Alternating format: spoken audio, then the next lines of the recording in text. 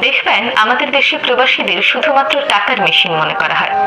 ওপরে ওপরে রেমিটেন্স যোদ্ধা নামে যত হাই প্রোফাইল ট্যাগ লাগানো হোক না কেন, ভেতর ভেতর এই মানুষগুলোর উপর শুধুমাত্র শোষণই করা হয়। বিশ্বাস না হয় আপনার আশেপাশে মিডল ইস্টে থাকা কোনো প্রবাসী জীবনের দিকে তাকিয়েই দেখুন না। আত্মীয় স্বজনের চাহিদার শেষ নেই। মানুষগুলো কত কষ্ট করে লাখ লাখ টাকা লোন করে প্রবাস নামক কারাগারে চলে যায় শুধুমাত্র পরিবারের মুখে একটু হাসি ফোটানোর জন্য, পরিবারের সুখ সমৃদ্ধির জন্য। কিন্তু তারা বিদেশ যেতে না যেতেই সেই লোনের টাকা পরিশোধ করার আগেই কিছু আত্মীয় স্বজন আলাদিনের চেরাগের মতো তাদের কাছে নিত্য নতুন আবদার নিয়ে হাজির হয়। কারো মোটরসাইকেল লাগবে তো কারো আইফোন। সমস্যা কি?